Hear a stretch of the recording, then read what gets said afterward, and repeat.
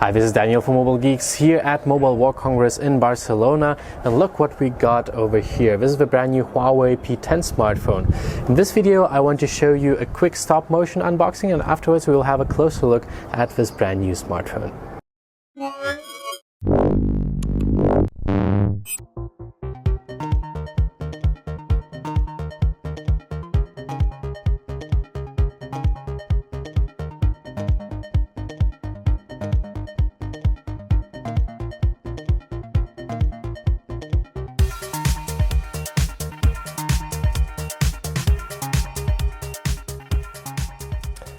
So this is it. This is the brand new Huawei P10, which was presented here in Barcelona. First, let's have a quick tour around this smartphone.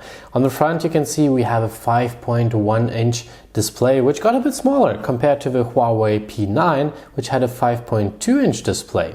Looking further on at the top, we have an 8-megapixel camera on here, which has fixed focus. The P10 Plus, however, has an autofocus camera on top of here, but we will have a look at it in a second. What is really new, though, is the home button right here. This is featuring a fingerprint reader inside here, which used to be on the back of the P series, but now Huawei decided to move it up to the front to, well, probably make it look more like the Galaxy series and the Apple iPhone, I guess, but also because it has made more room to fit a bigger battery inside this beautiful aluminum shell right here. So it definitely makes sense on one side, but others will say, well, these bezels look just a bit too huge. At least that's my opinion. Let me know in the comments what you think about it. Is it the way to go, or would you say, well, less bezels and more screen, that's the way it should work. On the left side, you can see this is the SD card slot and also SIM card slot. You can put up to 256 gigabyte SD cards inside here, and the phone has 64 gigabytes of inbuilt storage already.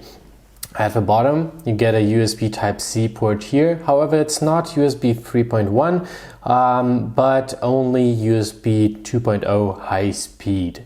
On the left, you can see this is a 3.5mm headphone jack. It's nice to see that one in a phone. Probably some of the future phones won't have it anymore.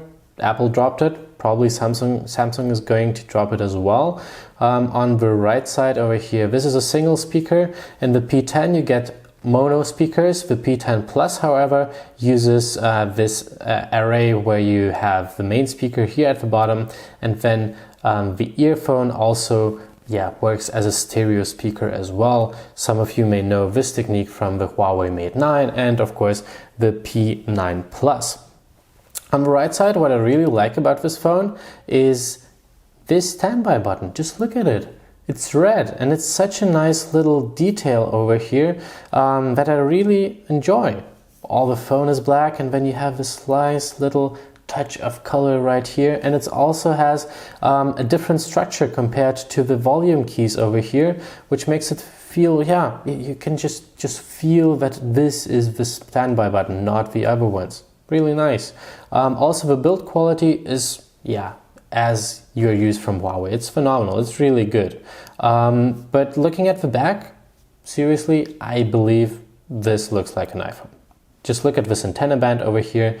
This is just the same shape as on the iPhone 7. And if you cover up the camera, for me at least, with these rounded edges, which don't have this diamond cut as the P9 anymore, this just looks like an iPhone, doesn't it? I mean, come on, guys. Just leave me a comment if you think that this does look like an iPhone 7.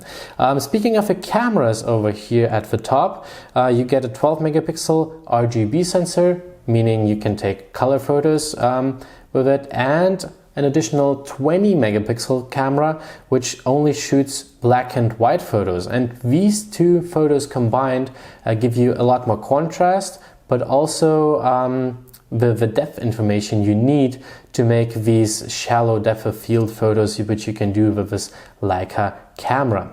Also, the RGB sensor, the color sensor, is optically stabilized. The monochrome sensor, however, is not.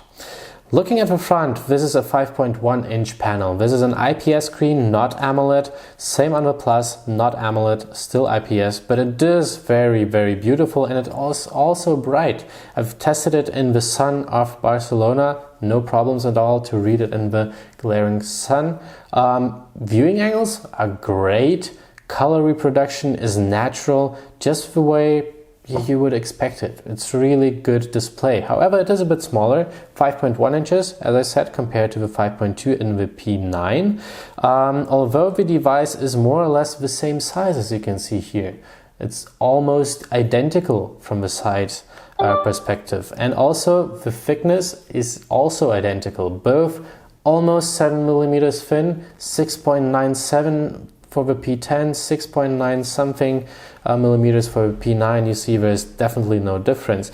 So it is quite amazing and stunning that they fitted a huge 3200 milliamp hour battery, which is a bit bigger than the P9, which had a 3000 milliamp hour battery. But yeah, having a look at the front, what you can see here, this is running Android 7.0 with the new Emotion UI 5.1. This is the newest update, and it also has the freshest securities update here from February 2017. Also, you see here, this is running the HiSilicon Kirin 960 SoC, which is one of the fastest SoCs with 8 cores. 4 of them are clocked with 2.4 GHz, and the other 4 cores are clocked with 1.8 GHz. And it also runs with 4 GB of RAM. However, I heard that will be options with up to 6 GB depending on the region. This one has 64 GB of inbuilt storage, of which almost 50 GB are available for the user, so that's definitely good to know if you want to buy an SD card or not.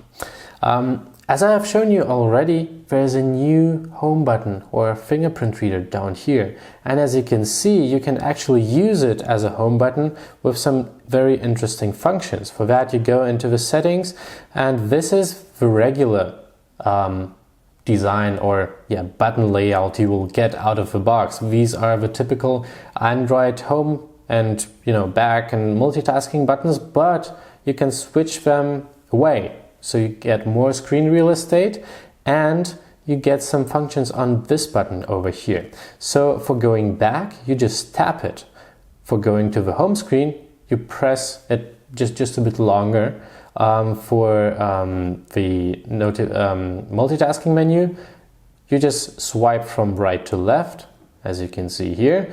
And if you want to have Google Now and the Google Assistant, hopefully in the future, which it doesn't get just yet, you just swipe up from the bottom of the screen. What you don't get anymore is the option which you had at the with the P9 series, where you could just swipe down with the fingerprint reader to bring down the notification bar. This doesn't work anymore.